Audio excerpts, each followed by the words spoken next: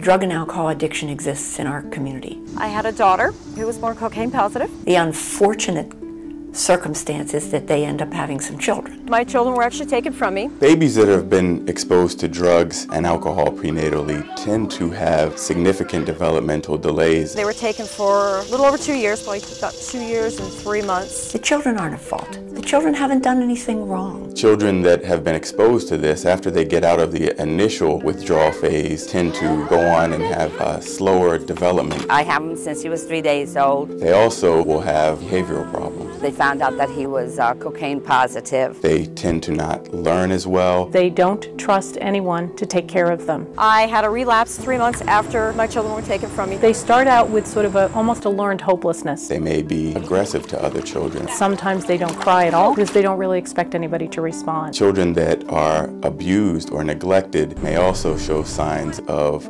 poor weight gain and growth. Without the right kind of intervention, these problems just get worse. Children 0 to 3, particularly those children who've been abused or neglected, are the most vulnerable for long-term serious consequences. First of all, during that time their brain is rapidly developing. It's the time when the early experiences will shape who these people are as adults later on in life. So it's a really critical window of opportunity to influence and shape development.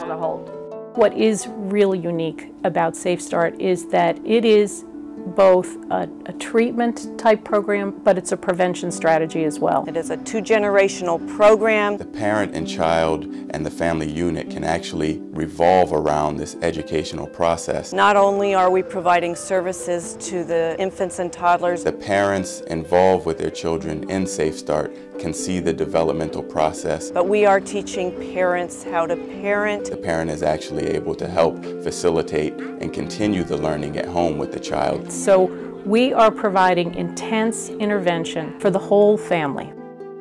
The Safe Start program is a very unique program. In child protection, we have to first make sure that a child is safe. There are only a couple of them across the country in which you have a partnership between a county Children and Youth Department and an early Head Start program. The second thing is that we want to make sure that we find a permanent home for that child. We're helping the Children and Youth Department reduce their costs, and we're helping them close cases. And then the third item is that we want to make sure that the child is being well cared for. Because the children, when they leave our care, are no longer part of the children and youth system. And that's where a program such as Safe Start comes in, because it meets all those markers.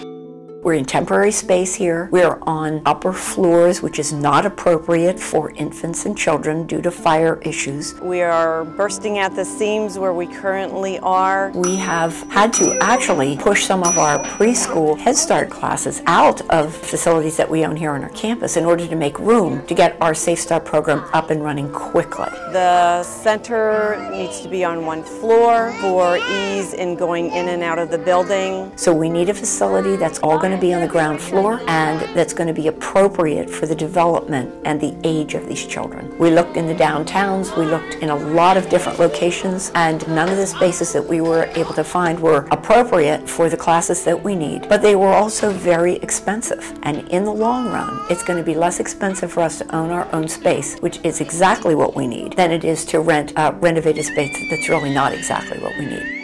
There was a third building on our campus when we first moved into these facilities here, but the third building was in terrible shape and was deteriorating rapidly. And in fact, the roof was caving in. The cost of rehabbing was extraordinarily high. But worse than that, the footprint of the building would not allow us to accommodate all of the classrooms on the ground level. So it was just an inappropriate building. So we knocked the thing down, and we have a perfectly flat, shovel-ready space to begin the building of this new building. The new center will allow children the opportunity to have experiences with nature, with things in the classroom that they're not able to have even in our current classrooms. We want an entire therapeutic environment for both the children and their parents so that they can feel safe and loved and comforted when they walk in the door and know this is a place where they're going to get help. It will allow us to have comprehensive services for children and families in one location. We are looking forward to having classrooms that support high quality best practice. We can really make a huge difference in these children's lives.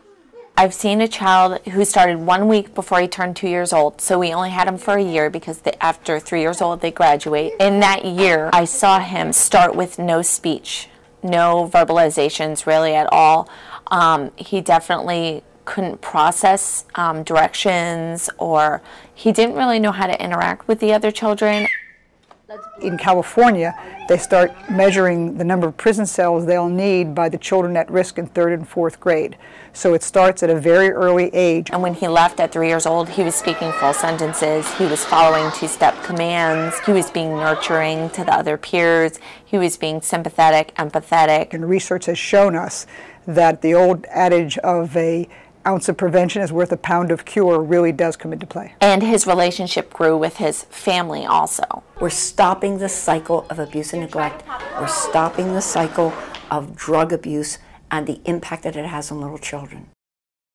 Honestly, I really don't know where my kids would be today. About 89% of the children do achieve a permanent home and a caregiver that loves them and is able to take responsibility for them. That's their main goal here, is to reunite their children, the children with their parents. And that's really pretty astounding, because children birth to 3 who've been abused or neglected usually languish in the foster care system. Children that are placed in foster care systems repeatedly continually have an interruption in their ability to develop strong, secure attachments with caregivers. They are far more apt to be in foster care and remain in foster care until their adolescence. They've really brought my family together, it made us a lot closer. This is really a remarkable result, that families have been able to be reunified and able to take care of their children in this permanent home. Children and youth has actually determined that it's far less costly for them to pay up to half the cost of the operation of the Safe Start program than it is to put a child in foster care. I like the teachers. If the children were not in our Safe Start program, we would not be interrupting the cycle of abuse. He just rolls all over the floor, stay put, and he's more alert. Make sure you stick to your goals, clean your act up, and get your kids back. The county taxpayers are actually benefiting from these children being in our care for maybe up to 3 years in the Safe Start program, and then perhaps on to the Head Start program. He's more attentive. That's what they're here for. He came a long ways. The Safe Start program allows these children to have a fighting chance in our community, and we are really looking forward to being able to do that. It's a wonderful program.